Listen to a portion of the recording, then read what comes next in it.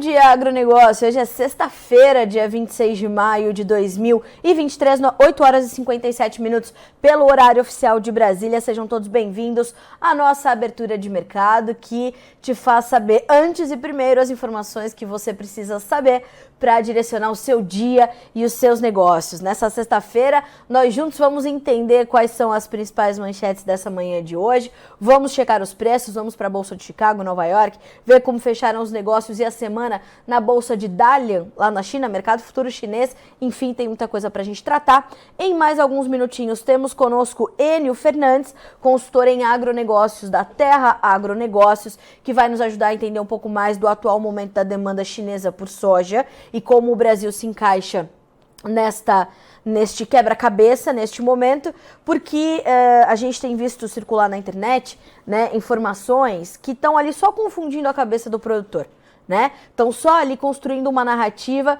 como se houvesse em algum momento houvesse a informação de um desaquecimento da demanda chinesa, o que não aconteceu em nenhum momento, né? E tampouco, naturalmente, foi noticiado pelo Notícias Agrícolas, uma vez que a gente tem, de fato, o compromisso com essas informações, o compromisso com a responsabilidade da apuração dos fatos. Então, para nos ajudar a entender esse momento, não só a Enio Fernandes estará aqui, mas para estar comigo nessa entrevista também, nesse momento importante, Alexander Horta, nosso chefe de redação, vai estar hoje no Bom Dia Agronegócio também, olha que coisa boa, né?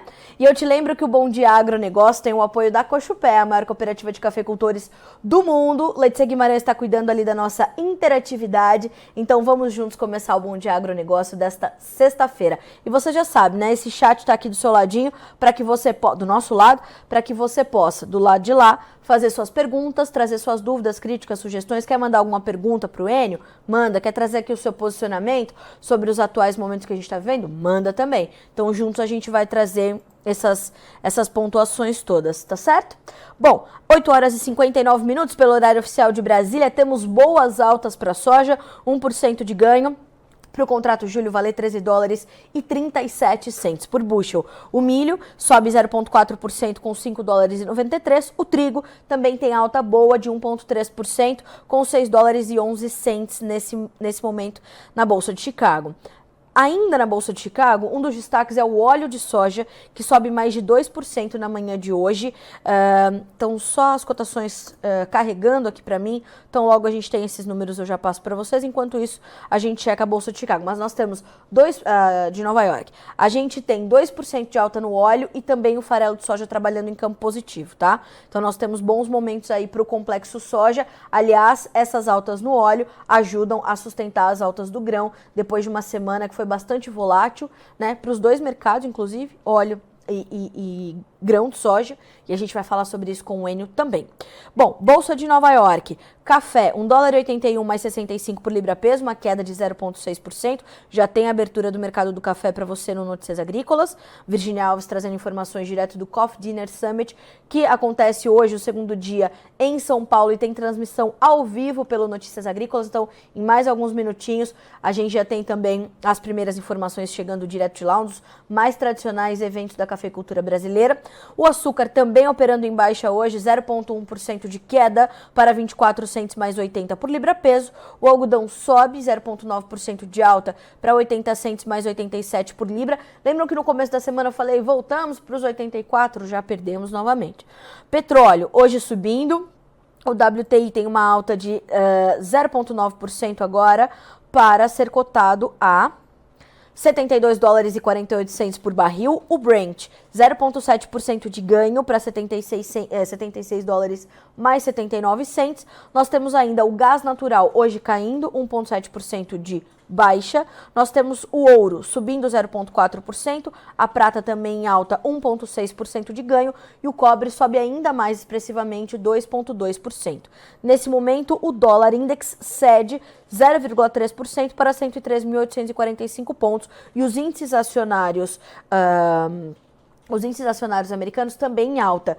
Por quê? Percebam que antes da gente trazer, na verdade, esse resumo do financeiro, vamos só checar a Bolsa de Dalian, né, pra gente fechar aqui os preços.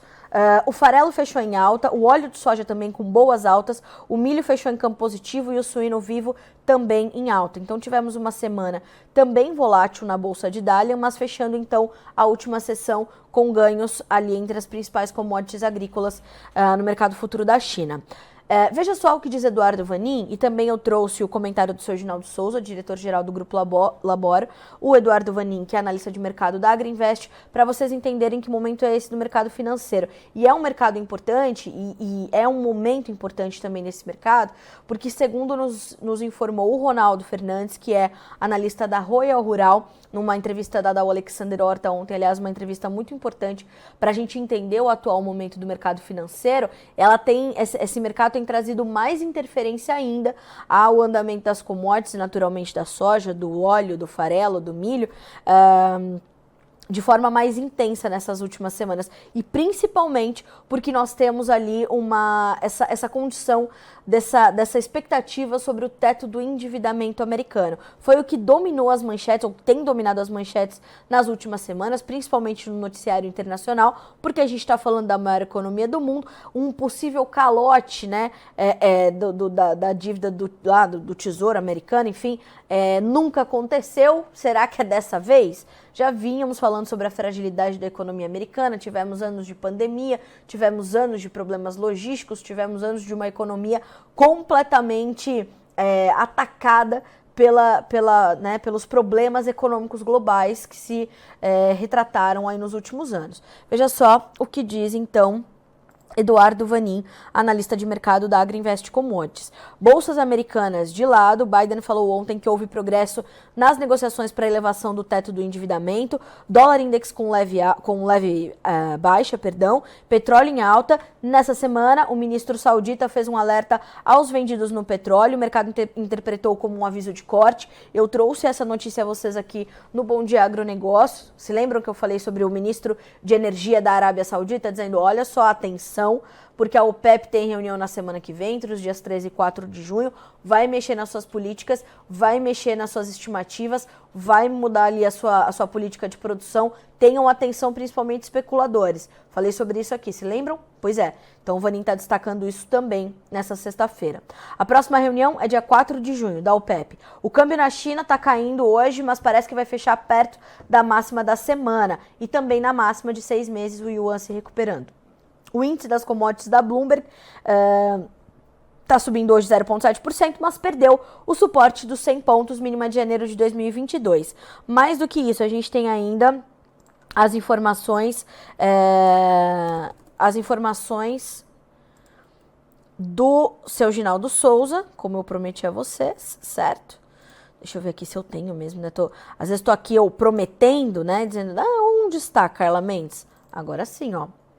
Vamos abri-lo, porque eu quero também trazer essa fala do seu Ginaldo, que é bem importante para a gente entender esse momento do mercado financeiro, tá? Ó, de acordo com fontes próximas, negociadores republicanos e da Casa Branca estão se aproximando de um acordo para aumentar o limite da dívida e limitar os gastos federais, exceto com militares e veteranos, por 2 anos.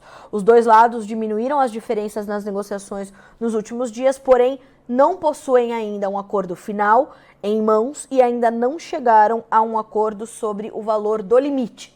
Então percebam, a gente tem que olhar para isso com muita atenção, né? Então a gente está observando e tentando entender como é que as coisas correm a partir de agora, a partir deste momento, tá certo? Em mais alguns minutinhos a gente já vai ter Enio Fernandes e Alexander Horta conosco para tratarmos aqui do mercado de soja. Enquanto isso a gente vai trazendo mais algumas perspectivas, né? Vai trazendo mais algumas informações que são determinantes ali para o andamento dos nossos negócios. E o primeiro deles é o mercado do café. Hoje eu vou destacar um pouquinho mais o café em função dessa nossa transmissão ao vivo que acontece a partir das 10 horas, horário de Brasília, direto de São Paulo, capital, que é o Coffee Dinner e Summit.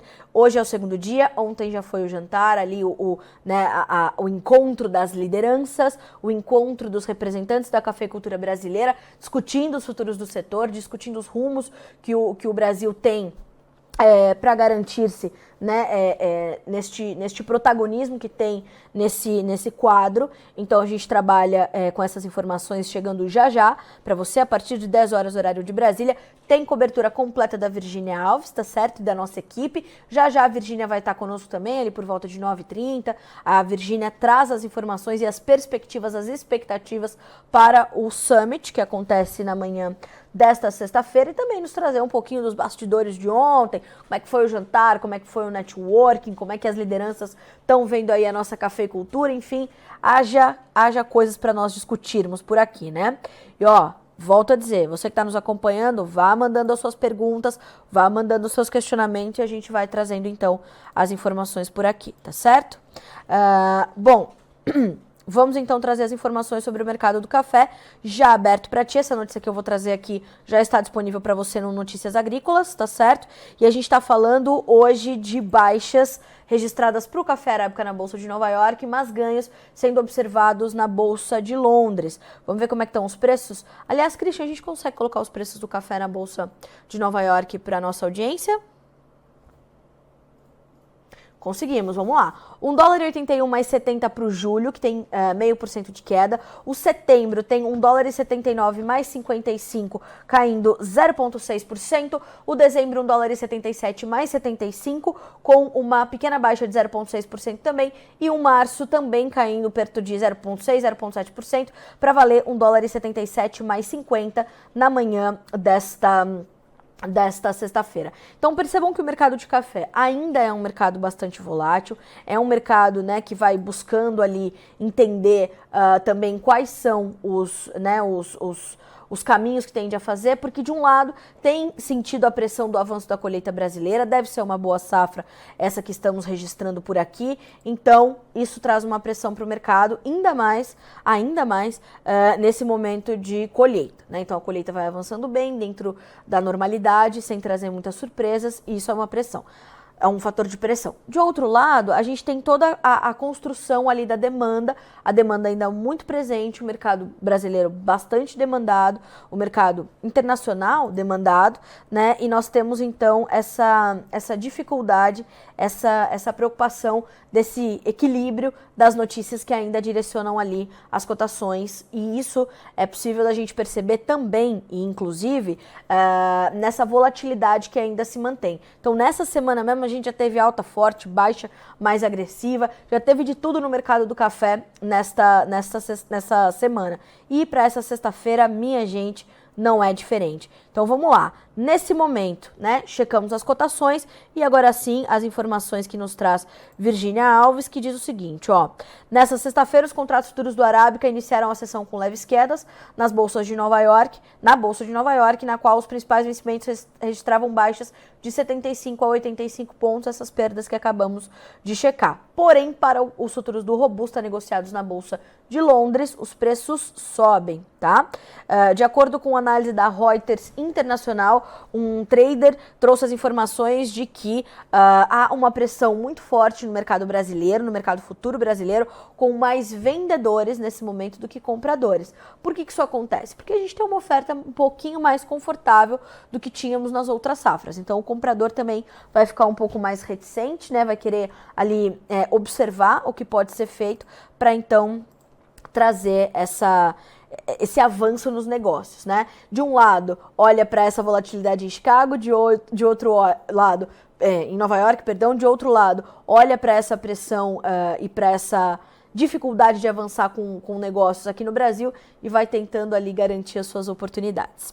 Bom, falamos então do café, já temos Virgínia Alves conosco, mas agora chegou o momento da gente chamar então para esta conversa no Bom Dia Agronegócio o meu chefe de redação, Alexander Horta, para estar conosco no Bom Dia Agro desta sexta-feira. Alexander, você já me ouve, meu amigo? Bom dia, seja bem-vindo.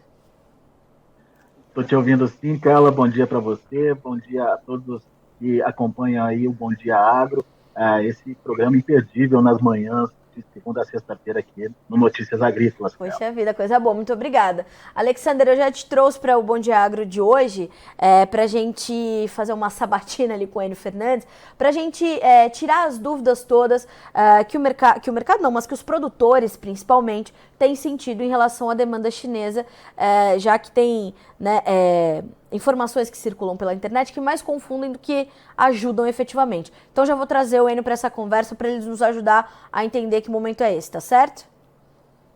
Isso aí. Enio Fernandes, bom dia, meu amigo, seja bem-vindo. Bom dia, Carla. Bom dia, Alexander. Bom dia a todos. Sempre um prazer estar aqui. Prazer é nosso. Enio, antes da gente passar a palavra para o Alex, eu já vou logo te fazer uma pergunta bem objetiva para a gente depois entendendo os meandros dessa situação. Como está a demanda chinesa por soja neste momento e principalmente a demanda pela soja brasileira?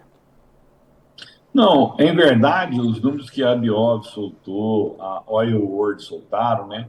Todos projetam a exportação brasileira acima de 95 milhões de toneladas, né? 95, 96. A demanda segue boa, lógica, é firme, é constante. Logicamente, como todo bom negociador, né? E a China é uma excelente negociadora, ela está comprando paulatinamente para não forçar muito as cotações. Mas mesmo assim, Carla, se você olhar, quase que diariamente, os prêmios estão melhorando. Às vezes a gente vê esse cargo cair, vê o dólar cair, mesmo assim os preços da soja se mantendo subindo. Na minha visão, a demanda vai ser, conforme planejado, nós vamos exportar alguma coisa entre 95 e 97 milhões de toneladas. Alex, o que você acha desse número? Como é que você recebe essa análise do Enio? Isso é muito importante, que reforça, né, o que a gente já vem falando aqui no Notícias Agrícolas, que existe sim uma demanda chinesa acontecendo, mas como o próprio Enio trouxe, é uma demanda que vai acontecendo aos poucos e, portanto, sujeitos a altos e baixos. E a gente tem aí, Enio, uma discussão para promover aqui no Notícias Agrícolas, principalmente em relação aí a saída da soja do Brasil e a chegada da soja lá na China. São coisas diferentes, são números diferentes de serem construídos. Uma coisa é a agência de alfândega lá da China contabilizando o que está entrando no país. E outra coisa é o Brasil trazendo os números da sua exportação. Existe aí uma diferença, não, Enio? Principalmente por conta de produtos que estão ainda em tráfego aí, viajando aí para a China, certo? Não, certo, mas vamos lá. Nesse ano, nós estamos mais preocupados com a China, por quê? Primeiro, porque o produtor brasileiro está pouco vendido. E esse estava pouco vendido, né? A gente teve uma concentração de oferta. Então, esse foi o primeiro problema de insegurança. Nós pegamos prêmios que a gente não via desde quando a China devolveu aquelas cargas de soja tratada com tratamento semente, 200 abaixo. Eu estou nesse mercado profissionalmente desde 2004, eu estudo o mercado de soja desde 92, eu só vi isso uma vez na minha vida, prêmios tão baixos, né? Então, esse momento deu muita insegurança ao produtor. E também deu insegurança aos mercados, aos demandadores, aos traders, né?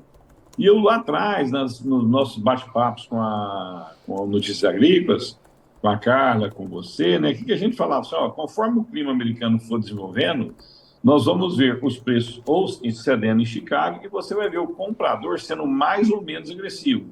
Se ele tem receio da safra dos Estados Unidos, ele aceleraria suas compras. Se ele tem segurança que a safra americana ocorreria, ele compraria cadencialmente, jogando com o peso dessas duas safras. Alexander, eu acho que foi poucas vezes a gente foi tão assertivo. É exatamente isso que está acontecendo. O americano está no mês de plantio dele. Geralmente, o mês de plantio de maio é o mês onde você tem as melhores condições de clima, por isso que o plantio é exercido em março, né? E agora começam as dúvidas: vão chover ou não vai chover? E os números mostram isso. Nós estamos vendo o preço da soja a $12 por bushel, 13 na primeira posição, só um momento aqui, 13,37 na primeira posição, mas prêmios fortes lá nos Estados Unidos. Se o prêmio está forte lá, é porque o freight price lá é mais alto que aqui. E aqui a gente está vendo melhoras cotidianas desses prêmios. Se realmente a gente tivesse dúvidas contumazes de que a gente não teria essa demanda chinesa na conta, Por que estaria projetando prêmios no setembro 90 acima, 100 acima? Agosto agora já positivo. O nosso prêmio spot agora, que estava 70, 60 abaixo, já está 55 abaixo. Quer dizer, o mercado está se adequando a isso. Essas próximas 2 semanas vão ser cruciais, né? Porque segunda-feira não vamos ter operações nos Estados Unidos, né? Memorial Day, e o feriado de proteção, de homenagem aos combatentes de guerra nos Estados Unidos, e mesmo assim Chicago está agora com alta, né? Quem comprar essa posição ou está vendido nessa posição agora, e aí eu gostaria que o produtor prestasse bastante atenção, terminou o dia de hoje, os touros e os ursos vão estar com enorme risco na mão. Quem está comprado, quem está vendido, se os mapas de chuvas começarem a melhorarem, quem está comprado tem um grande problema. Ele só vai sair da posição na terça-feira. Isso é 72 horas. Isso é muita informação saindo em 72 horas. Eu vou ter o clima se movimentando sábado, domingo, segunda, ele só vai sair na terça. Quem está apostando na baixa, se por acaso chove, essa pessoa acertou. Se por acaso não chove, essa pessoa errou. Aonde eu quero chegar? Quem está movimentando muito agora são os funds. Os funds estavam longos na soja, estavam shorts no milho, estavam shorts no trigo, e agora eles venderam soja para comprar essa exposição, e agora está todo mundo em compasso de espera. Eu não sei o que vai acontecer, se vai chover ou não, mas terça-feira nós vamos ter um mercado muito volátil. Enio, enquanto a gente vê, né, toda essa volatilidade acontecendo e toda essa expectativa em torno da oferta norte-americana, que certamente vai mexer com a competitividade ali da nossa soja e naturalmente da soja dos Estados Unidos, e a China muito atenta a isso, o quanto é importante da gente monitorar quanto de soja é vendida no Brasil, o quanto de soja sai efetivamente pelos nossos portos e o quanto dessa soja que leva pelo menos, né, em média, por favor me corrija se eu estiver equivocada, em média 40 dias para chegar até lá, e esse tempo precisa ser contabilizado, o quanto é importante essa informação, e principalmente como essa soja chega, em que condições de mercado e de margens de esmagamento ela chega na China, para o entendimento do preço e para o entendimento do comportamento do consumo chinês em relação a essa recomposição de oferta, como a gente tem visto agora. Bom, isso é extremamente importante. Um grau de insegurança que nós estamos tendo a respeito do futuro são esses casos de Covid na China novamente, né? O mercado não espera que o governo chinês seja tão duro como ele foi anteriormente. Quando ele tinha casos de Covid, ele fechava uma determinada região, travava a sua economia, e aí travava a economia do mundo. Nós estamos alguns sinais de alerta. Primeira coisa é o seguinte: a nossa oferta está crescendo mais do que a demanda cresce. A demanda cresce paulatinamente, constante. Agora, a nossa oferta está crescendo substancial. Se você olhar o que a gente produzia 3, 4 anos atrás, o que o Brasil está produzindo de soja hoje, é um número muito forte. Do outro lado, nós temos também uma questão macroeconômica extremamente importante. É difícil o juro subir e commodity continuar subindo. Eu preciso ter um fato muito novo para isso acontecer, um fato muito sério para isso acontecer, alguma ruptura de oferta.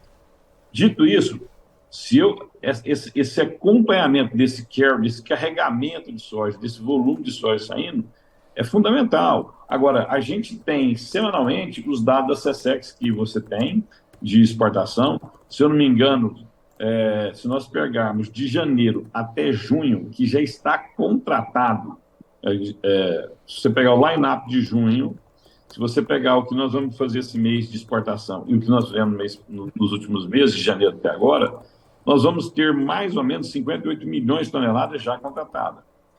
Para fazer as 90 e poucos milhões, vai faltar 30 e poucos milhões de toneladas, e eu ainda tenho junho, julho, agosto, setembro e outubro, sim, meses tranquilos para fazer esse volume. Uhum. Então, eu não... Realmente, se nós não tivermos nenhum fato novo em questão de sanidade, se nós não tivermos nenhum fato novo em questão de macroeconomia, e a gente pode ter, né, essa questão do teto de gastos dos Estados Unidos é fundamental, Realmente, minha preocupação não é a demanda, a minha preocupação é o produtor perder as oportunidades que o mercado vai dar. Alex? Você falou em oportunidades, Enio. Como é que a gente alerta o produtor para ficar atento a essa possibilidade, a essas oportunidades? Quando ou de que forma elas aparecerão? O que o produtor tem que ficar atento? Que tipo de notícia vai fazer a diferença? Elas estão aparecendo realmente exatamente agora. Esse mercado de clima é uma oportunidade. Se nós tivermos boa safra nos Estados Unidos e um bom plantio no Brasil, é natural a gente ver esses preços cederem. O mercado mudou. Nós não estamos com o mundo sendo inundado de dinheiro, nós não estamos com o mundo com taxa de juros baixas, né? Nós estamos no outro momento da história. A tendência é um novo patamar de preço. E o produtor tem que pôr isso na cabeça. Ele tem que proteger muito bem a operação do ano que vem e aproveitar esses ralis de preço que nós estamos tendo. Toda vez que Chicago tiver uma alta de 20, 30 pontos, dólar acima de R$5 por dólar, é uma oportunidade de vender. E ele não precisa esperar setembro chegar. Ele pode vender agora para carregar no futuro. Você tem a soja disponível, você vende agora para ser executado em setembro, tentando capturar esses prêmios de setembro. Você pode vender agora e pegar essa curva do dólar, ou às vezes você pode até esperar. Mas assim, você tem ferramentas para se proteger. Você pode fazer se você vai segurar a sua soja e tiver um rally num dia, você pode fazer uma put, você pode fazer uma venda em Chicago e proteger, e só ficar arbitrando o prêmio. Tem oportunidades para a safra desse ano. Se a gente pensar que 60% da safra já foi comercializada, os preços médios vão ser menores que os produtores estão esperando, mas mesmo assim eles vão fechar suas contas. A preocupação é para o ano que vem. Nós não podemos chegar em 2024 pouco vendidos. Porque é o seguinte, Alexander, a minha preocupação começa a mudar com a demanda quando a safra americana estiver segura. Vai ser mais ou menos julho para agosto, que vai estar enchendo grão, e aí você vai ter uma noção de clima mais claro. Nesse momento, a China pode cortar rapidamente as compras dela e cadenciar ainda mais o seu ritmo de oferta. O seu ritmo de demanda. Aí sim os preços podem ser bem pressionados. Ela pode estrategicamente comprar na semana e cancelar o volume na próxima. Ela fez isso com o milho, ela pode fazer isso com a soja. Então, não tem ninguém inocente nesse mercado, o produtor tem que estar muito bem preparado. É interessante, né? Só para complementar, cara, só um minutinho. Por favor, só para complementar esse raciocínio, quando você fala que o produtor tem que entender que o patamar de preços mudou, qual é o patamar que você trabalha, qual é o patamar de preços que você tem em mente aí? Excelente pergunta sua e muito inteligente. Vamos lá. E eu não gosto de fugir de resposta, né? Se você analisa mercado, você tem que analisar números. Você tem que ter uma visão de números. No curto espaço de tempo, o mercado se comportando entre 12 e 13, e está um pouco abaixo disso. Eu estou falando de safra futura, né? Você está vendo novembro abaixo de 12, mas entre 12 e 13, porque nós vamos ter temperaturas altas, as chuvas são escalonadas, podem ocorrer ou não. Então, nesse intervalo de preço, 12 e 13. Caso a safra americana seja robusta, 120, 122 milhões de toneladas, e aí eu quero fazer um parênteses muito grande. Eu projetar um número no papel é uma coisa, esse número sair do campo é outro. Então, tem uma grande diferença em que o USDA projetou que vai acontecer. E o próprio USDA pode corrigir. Segundo, a produtividade pode cair? Pode, mas a área plantada pode aumentar, que no final do dia vai dar os mesmos 122, 123 milhões de toneladas. Então, caso saia a safra de 123, e acredito que pouca gente duvide que o Brasil vai colher mais de 160 milhões de toneladas, aí nós podemos ver esse preço buscar 11,50 bushels points. Contrato março e maio de 2024. Eu queria justamente trazer essa importância, né, Alex, que o Enio detalhou, dessa questão das oportunidades, dos patamares mudando, e desse entendimento que a gente tem que ter do atual momento e do próximo, porque o Enio cita essa questão da preocupação com a demanda, quando a safra, da demanda chinesa, quando a safra americana estiver mais segura, quer dizer, a gente pode ver uma mudança também no comportamento da demanda chinesa, a que o produtor pode se antecipar e começar a talvez avançar melhor com os seus negócios agora para a safra futura, Enio? Sim, mas aí eu queria também fazer uma reflexão aqui. A gente vê muitas análises de projeção de custo que o produtor vai ter uma margem relativamente saudável para o ano que vem. Mas as mesmas casas que mostram esse número, cara, elas deixam bem claro, elas não iludem ninguém. Assim, ó, aqui não tem preço de arrendamento, aqui não tem preço de prolabore e aqui não tem preço de depreciação. Eu não conheço ninguém que trabalha sem prolabore, né? Então, o produtor, para fazer um hedge, ele tem que tirar o rendimento dele. Arrendamento, no caso de arrendamento, a maioria dos produtores tem área própria, mas também arrendam áreas extensivas. As maiores áreas, na verdade, são em arrendamento no Cerrado. O dono da terra cede para o produtor, para outro produtor, para ele exercer o seu negócio. Então, quando eu ponho todos os custos juntos, estas margens estão muito apertadas. Aí dá insegurança para o produtor.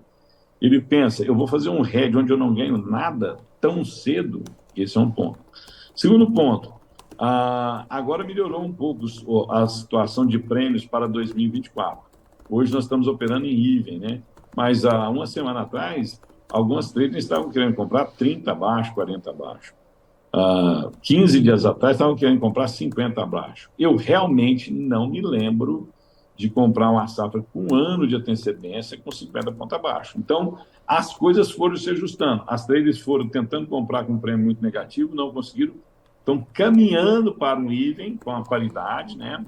Os produtores estão chegando perto do custo dele, do break-even dele, e, naturalmente, nós vamos ver as cotações ganharem robustez agora, as negociações ganharem robustez agora e os volumes começarem a acontecer. Se realmente os mapas pluviométricos do NOAA não mudarem, só para explicar, né? NOAA é National Oceanic and Atmospheric Administration, é o órgão do governo americano de clima. Caso esses mapas não mudarem e mostrarem realmente um junho um pouco seco, mais quente e seco, na segunda-feira nós podemos ter oportunidades e aí o produtor tem que capturar. Se fechou a conta dele, deu um pequeno prolabore, a conta está paga, ele continua no jogo, ele deve começar a travar suas posições, porque eu não posso colocar tudo que eu tenho, minha estabilidade de negócio, sim, apostando se vai chover ou não. O risco é muito alto. Exatamente. Alex?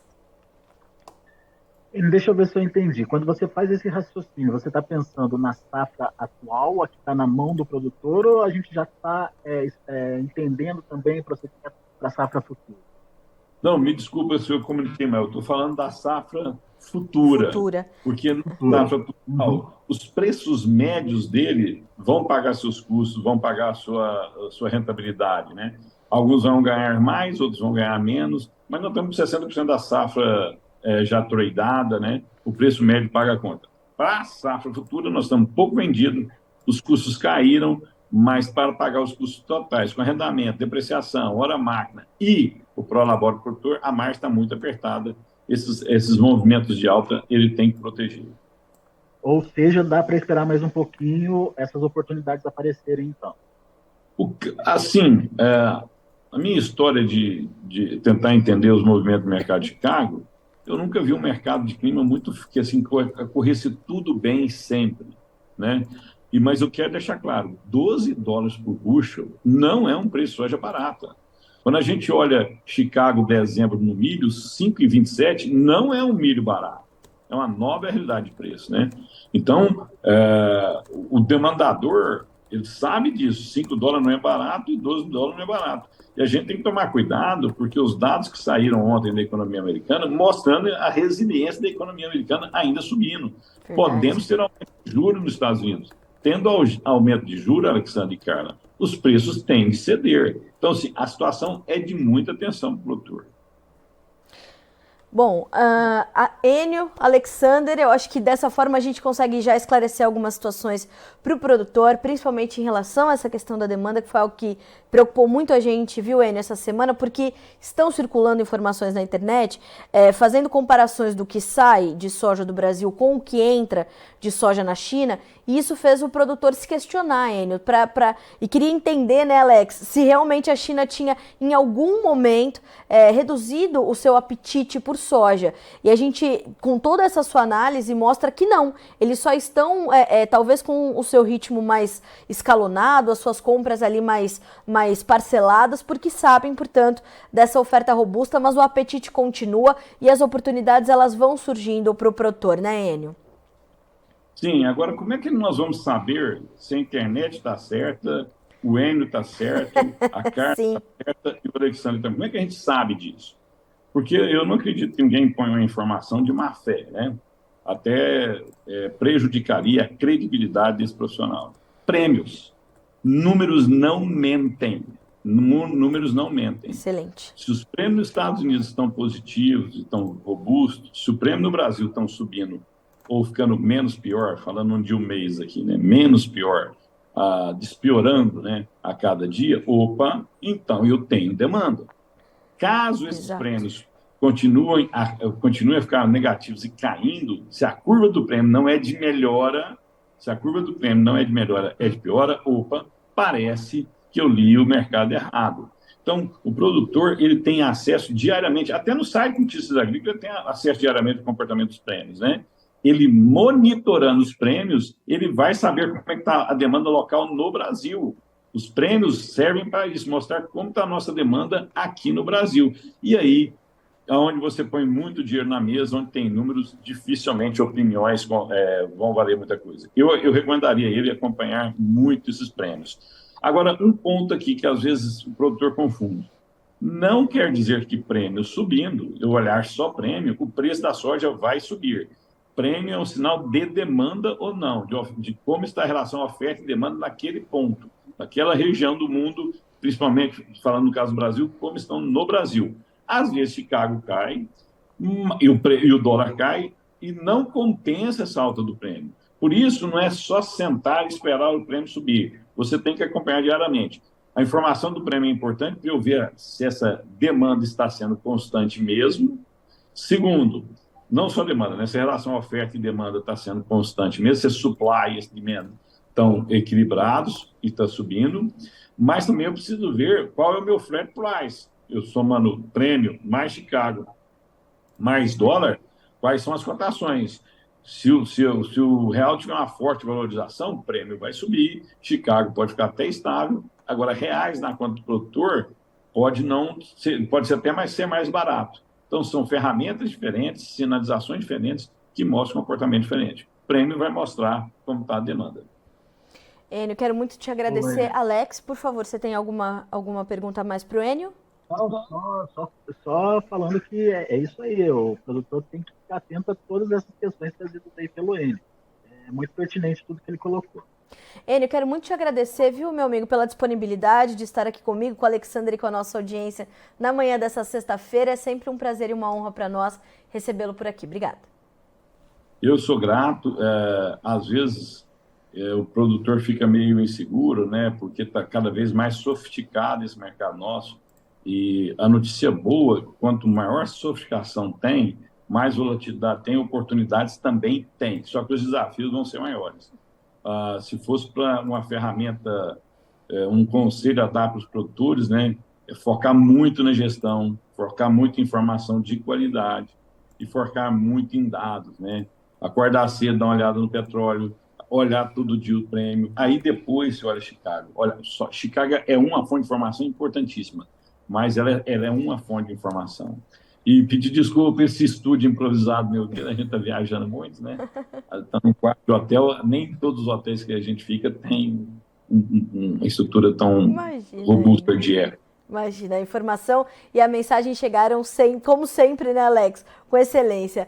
Quero te agradecer também, viu, Alex, pela companhia, para a gente entrevistar esse mestre do mercado, que é a Enio Fernandes. Sempre bom ter vocês comigo. Obrigada, viu, amigos? Bom dia. Tchau. Eu que agradeço o convite. Obrigado, Enio. Abraço para você, meu amigo. Obrigada, Alexander Horta. Já estou aí com vocês, vou continuar aqui o Bom Dia Agro, que agora é hora da gente chamar a Virgínia Alves, em mais alguns minutinhos, para estar conosco, para já nos trazer as informações direto de São Paulo, capital, do Coffee Summit, que já começa com transmissão ao vivo para você aqui no Notícias Agrícolas. Antes da gente chamar a Virgínia, eu quero trazer aqui algumas, aliás, se ficou alguma dúvida, viu, pessoal, em relação ao que disse o Enio, ou alguma pergunta que você queira fazer também para o Alex, enfim, vá mandando por aqui, depois eu direciono tudo para eles para que a gente possa atendê-los sempre da melhor forma, tá bem? E também vamos trazer aqui algumas manchetes importantes da manhã dessa sexta-feira. Planalto tentará reverter esvaziamento do meio ambiente, mas não deve apelar ao Supremo Tribunal Federal. Segundo a Reuters, o Palácio do Planalto ainda tenta negociar no Congresso mudanças na medida provisória que retirou poderes dos ministérios do meio ambiente e dos povos indígenas, mas não considera uma reação judicial contra o formato final que os parlamentares deram aos ministérios, né? De acordo com o ministro Palaciano, o governo ainda vai tentar ver o que é possível mudar até terça-feira, quando o relatório final da MP irá à votação no plenário da Câmara e depois no Senado. E abre aspas para uma segunda fonte ouvida pela Reuters. Se for assim, a palavra final pode ser do Ministério da Gestão e do MJ, respectivamente, mas o processo vai continuar passando pelos ministérios originais quando questionada sobre a intenção do governo de trabalhar com decretos e portarias que ainda mantenham a análise de questões como o CAR, por exemplo, o Cadastro Ambiental Rural, a demarcação de terras indígenas também neste meio, passando não só pelo Ministério do Meio Ambiente, mas no caso das demarcações, do Ministério dos Povos Indígenas. Então percebam, houve esse esvaziamento, né? Marina Silva se posicionou, a ministra Sônia Guajajara nem tanto, mas enfim, as situações estão todas correndo.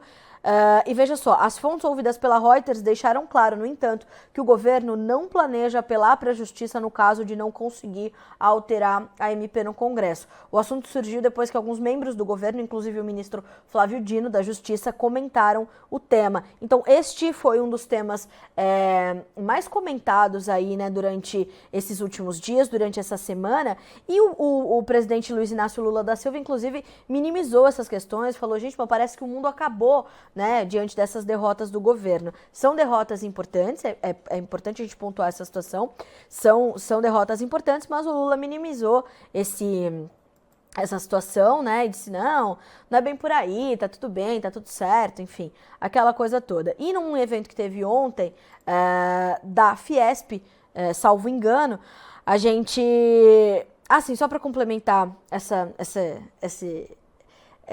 relação do Lula com a Marina e o Ministério do Meio Ambiente, com a Sônia Guajajara e o Ministério dos Povos Indígenas, hoje tem uma sexta-feira em meio a esse desgaste político, né, e esse desgaste que acaba se tornando público. Hoje tem reunião de Lula, então, com as suas duas ministras, Marina Silva e Sônia Guajajara. E ontem, como eu dizia, nós tivemos um outro evento em que o presidente Lula esteve presente, bem como o vice-presidente Geraldo Alckmin, e os dois falaram ali mais uma vez sobre a questão das taxas de juros. O vice-presidente Geraldo Alckmin foi fazer uma comparação, né, com os índices inflacionários de 2020 versus a taxa básica de juros, falou, mas a gente tinha uma taxa básica de juros menor, pois é, vice-presidente, e ele falou assim, e ninguém sabe me explicar por que disso. Não, Roberto Campos Neto e o ministro Paulo Guedes, à época, ministro da Economia, explicou essa situação, era um movimento não só do Banco Central brasileiro, mas das autoridades monetárias no mundo todo alinhadas, baixando os juros para estimular os investimentos, para dar fôlego às economias, principalmente as economias emergentes, as economias mais frágeis, mas foi um movimento cadenciado no mundo todo de baixar os juros para tentar estimular a economia em tempos de picos da pandemia, né? Então foi por isso que a gente tinha essa situação diferente, e depois, antes de outros países, o Brasil veio aumentando a sua taxa básica de juros para conter a inflação, conseguiu com sucesso fazer isso, e é por isso, como já explicou o presidente do Banco Central, pelo menos por enquanto, Roberto Campos Neto, inclusive quando foi intimado a se explicar, né, lá foi dar explicações de por que ia manter a sua taxa básica de juros, a sua não, a nossa, taxa básica de juros, a Selic, em 13,75%.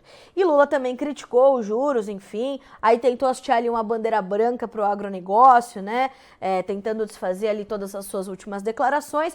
Não sei como foram recebidas essas declarações, mas enfim, falou sobre isso. Tá? Então a gente vai também tratando de todas essas informações e te atualizando de tudo que acontece em Brasília, inclusive com a informação de que a reforma tributária deve ser votada na Câmara dos Deputados antes do dia 15 de julho, segundo afirmou o deputado Reginaldo Lopes. Coordenador do grupo de trabalho sobre o assunto na Câmara deu entrevista ao Jornal da Manhã da Jovem Pan e se mostrou confiante que a medida seja aprovada antes do recesso parlamentar.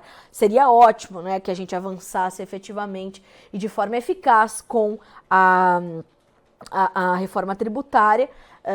Ela pode, inclusive, ali, né, ser muito eficiente para outras reformas que o Brasil precisa fazer, mas principalmente para acabar com esse labirinto burocrático que é a questão da tributação no Brasil. Então, a reforma tributária ela é urgente neste país, né? Então, tomara que, de fato, a situação aconteça. E o que o governo e a Câmara têm tentado fazer é eliminar as resistências contra a reforma tributária que já começam a dar alguns sinaizinhos ali no Congresso, ali nos bastidores de Brasília. E ainda sobre a questão dos juros, uma informação que eu acabo de receber, né, vejo nesse momento, que o secretário executivo do Ministério da Fazenda, o Gabriel Galípolo, ele acredita e prevê uma queda dos juros já nos próximos meses e diz que o governo está vencendo o ceticismo. Veja só, né? Ele esteve nesse evento em São Paulo também e disse esperar uma queda de 3% na taxa Selic nos próximos 18 meses, 1 ano e meio. Tá? Ainda sobre Brasília, mas olhando um pouquinho para a condição do agronegócio agora, a expectativa é de que o Plano Safra 23-24 seja divulgado até o dia 13 de junho, segundo as informações do governo, né? A equipe do Ministério da Agricultura está caminhando ali para a fase final, né, da amarração do Plano Safra, que, volto a lembrá-los, tem ali a participação do Ministério do Desenvolvimento Agrário, do Ministério do Meio Ambiente, Orçamento, Planejamento e Fazenda, além do próprio mapa. Então, nós temos essa condição, né? O ministro Fernando Haddad esteve em reunião com ministros da Agricultura e Desenvolvimento Agrário nos últimos dias, trazendo essa situação. Esteve em reunião também com a CNA, que está pleiteando ali cerca de 400... O pleito inicial, né, da CNA era de 400 bilhões de reais, um plano safra mais robusto diante do atual contexto do agronegócio brasileiro versus o contexto atual da nossa economia. Então, nós tínhamos esse pedido. O plano safra deveria, né, a primeira projeção era um sentimento de que chegaríamos com isso em final de maio. Não deu, né? E a gente está ainda tentando entender. Bom, 9 horas e 44 minutos pelo horário oficial de Brasília. Agora eu vou direto para São Paulo, capital, onde está a Virgínia Alves, nossa especialista em café, para a cobertura do Coffee Dinner Summit, que está na sua 9ª edição. A Virgínia vai me corrigir se eu estiver errada, mas a Virgínia vai nos trazer então as expectativas e o que já foi discutido ontem, no primeiro dia do evento. Virgínia, bom dia, seja bem-vinda. Pelo jeito já está tudo pronto por aí, né? Muito bom dia, Carol. Bom dia para todo mundo que acompanha mais um Bom Dia Agro. Está todo mundo pronto, estamos esperando começar o evento. Ontem nós tivemos a abertura oficial, né, Carol, onde a gente teve as homenagens, as premiações. Vale destacar que a gente tem um Coffee Dinner de acordo com o Secapé diferente dos últimos anos. Realmente tinha mais de 700 pessoas, com a gente aqui hoje, todo mundo muito empolgado para esse evento, para os debates que nós temos hoje, todo mundo muito esperançoso também, de certa forma, né, Carol, para a gente ter uma recuperação na produção do Brasil, as oportunidades que esse mercado ainda pode oferecer, e é aquela pauta que a gente fala sempre. Nós somos os maiores produtores e exportadores de café do mundo, mas ainda dá para avançar bastante, viu, Carol? Olha só, né, Virgínia, para quem está nos acompanhando, acho que é importante a gente contextualizar. Esse já é um evento, talvez um dos mais tradicionais da cafeicultura brasileira. Aí estão reunidas lideranças importantes do setor e eu imagino que a pauta central seja justamente esse protagonismo do Brasil no quadro global da cafeicultura, do processo de produção até a chegada, né, para o consumidor final. O que tem previsto para essa sexta-feira, em termos de discussão, e como foi ontem esse encontro dessas lideranças, Virgínia?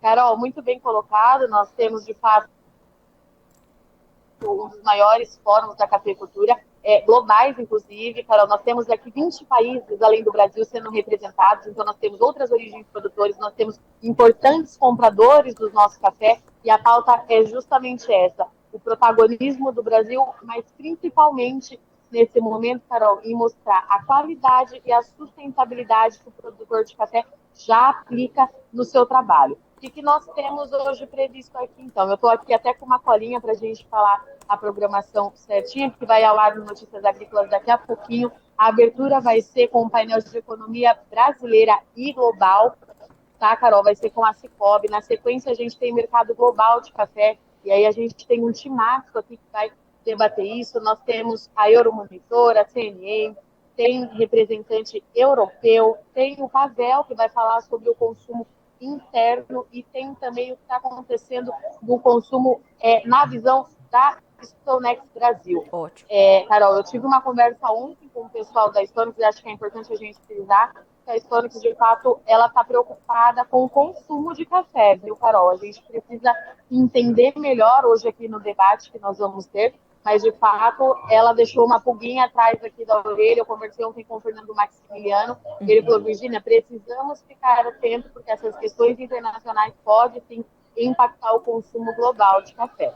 Aí, Carol, na parte da tarde, a gente tem as associações globais de café. Aí a gente vai ter Estados Unidos, Europa, o Secafé representando o Brasil, e a gente vai debater justamente essa demanda internacional. O que é importante a gente falar para esse painel, Carol? As novas regras de importação da União Europeia, que está sendo muito pautado, o mercado de café está muito de olho nisso, e é sempre bom a gente relembrar para quem está nos assistindo, né, Carol? Quando a gente fala de novas regras de importação da União Europeia, preocupa bastante, porque é o principal destino dos cafés do Brasil, e os Estados Unidos, que é o nosso maior parceiro comercial, quem mais compra aqui do Brasil, também vai aplicar as novas regras, espelhando muito o que está acontecendo na Europa. Então, por isso que é importante a gente entender, porque ainda há um gap muito grande do que está sendo pedido, do que acontece, está todo mundo tentando entender, de fato, essas novas regras, Carol.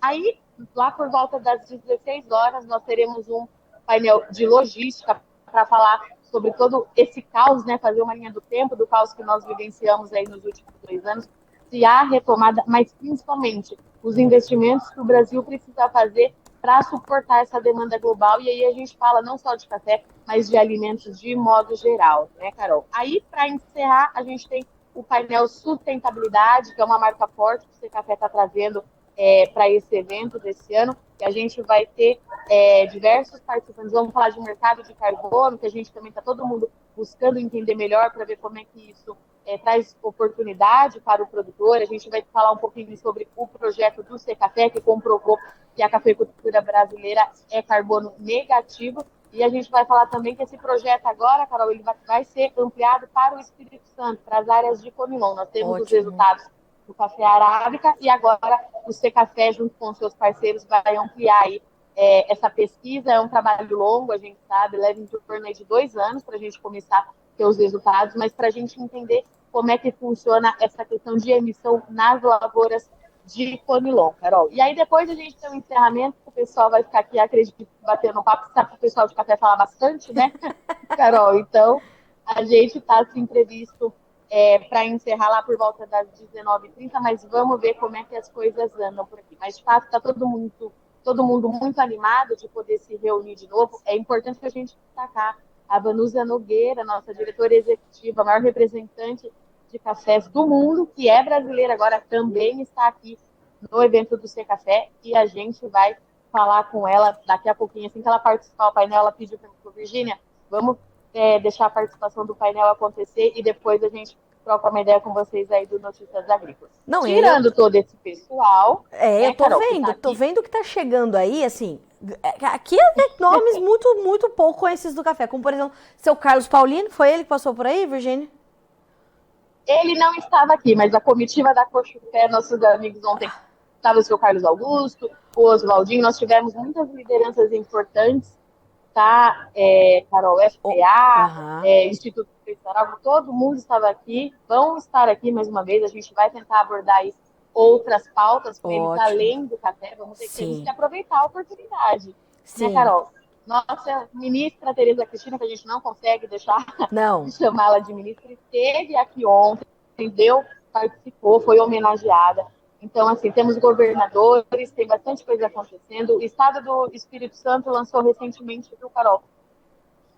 Um plano muito interessante para desenvolvimento da cafeicultura. Então, a gente também tem pauta, assim, tem muito trabalho pela frente, mas tem muita novidade e muita oportunidade. Eu acho que é muito importante a gente frisar isso, que o produtor, nesse momento de colheita, né, que ela está vendo os preços pressionados, não só pela colheita do Brasil, mas todas as commodities estão, mas no mercado de café e as lideranças com quem eu já conversei ontem, eles são enfáticos e todo mundo fala a mesma coisa. Tem muita oportunidade, a gente tem muito para avançar e o produtor ter dinheiro no bolso, Carol. Não, é excelente. As discussões são completamente pertinentes para o momento, para o setor, para esse protagonismo que o Brasil carrega e consolidou.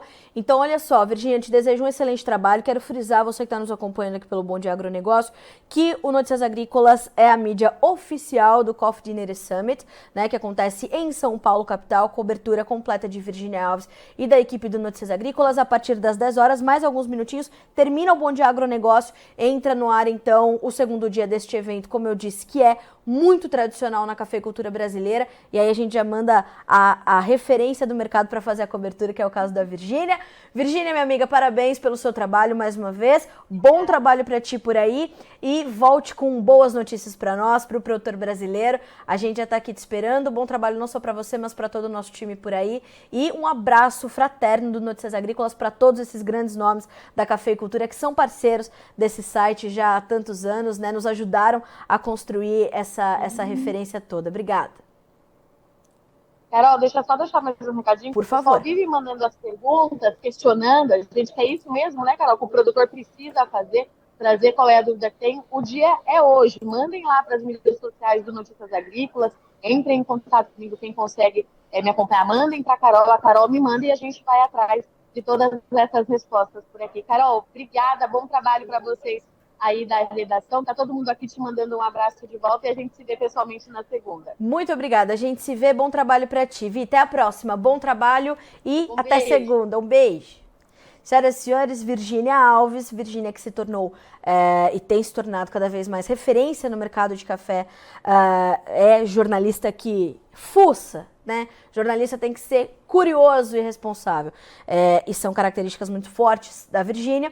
E aí, por isso, está lá fazendo a cobertura do Coffee Dinner Summit, volto a dizer, mídia oficial, o Notícias Agrícolas, para este evento que é um dos mais tradicionais da cafeicultura, e a gente está te esperando na transmissão ao vivo em mais alguns minutinhos. Para a gente finalizar, duas outras notícias importantes. Aliado de Putin diz que conflito na Ucrânia pode durar décadas e descarta negociações com o presidente ucraniano Volodymyr Zelensky. O vice-presidente do Conselho de Segurança da Rússia, que é o Dmitry Medvedev, nome muito recorrente desde que começou a guerra, um aliado próximo do presidente Vladimir Putin, disse nesta sexta-feira que o conflito na Ucrânia pode durar décadas e que as negociações com a Ucrânia são impossíveis enquanto o presidente Volodymyr Zelensky, apoiado pelo Ocidente, estiver no poder. Veja só que loucura. A invasão da Ucrânia pela Rússia em 2022 desencadeou o conflito mais sangrento na Europa desde a Segunda Guerra Mundial e o maior confronto entre Moscou e o Ocidente desde a crise dos mísseis em Cuba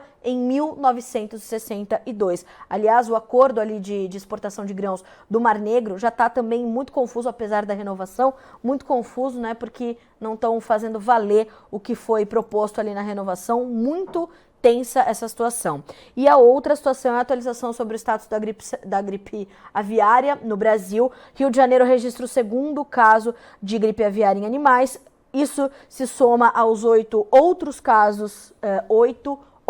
casos já confirmados e registrados neste mês, 1 no Rio de Janeiro e 7 no Espírito Santo. Ao todo, portanto, então são 9. A ave migratória foi recolhida na Praia dos Tamoios, em Cabo Frio, na região dos Lagos. Segundo o governo, não houve exposição de pessoas ao animal e não há registro de transmissão para humanos no estado. O governo criou um plano de contingência, o governo carioca, né? Criou um plano de contingência com medidas de controle para detectar com antecedência e conter a disseminação do vírus influenza aviária H5N1 em aves domésticas, silvestres e exóticas. E está também estruturando um painel de monitoramento da influenza aviária com fluxo de comunicação entre órgãos competentes para informar qualquer mortalidade de aves suspeitas, assim como pessoas com suspeita de síndrome gripal com histórico de contato com estas aves. Tá certo? Então estamos ali com essa informação também em destaque no Notícias Agrícolas para você ser sempre o produtor rural mais bem informado do Brasil. Senhoras e senhores, 9 horas e 57 minutos pelo horário oficial de Brasília. A você que nos acompanhou até aqui, muito obrigada pela sua audiência, pela confiança no nosso trabalho, não só nessa sexta-feira, mas na semana toda, né? Todos os dias, o matinal do Notícias Agrícolas de segunda a sexta, para você por aqui, para que você saiba primeiro e antes as informações que são determinantes para o seu negócio, para você tomar decisões cada vez mais assertivas, informações apuradas com coragem, com responsabilidade e com dedicação ao produtor rural. Não se esqueçam de que são 25 anos dedicados a isso, né? E o objetivo é fazer com que, de fato, informado, você possa ser, como a gente diz aqui, né, o porta-voz de si mesmo, ou seja, tomando essas boas decisões, né, fazendo boas estratégias, cuidando de revisitar a sua gestão e encaixando-a nas novas lógicas do mercado, da política, da economia. Esse é o nosso papel por aqui. Então, boa sexta-feira para você. Vamos acompanhar agora o Coffee Dinner Summit, direto de São Paulo, e a gente se vê na segunda-feira. Fechado? Boa sexta, bom final de semana, até mais.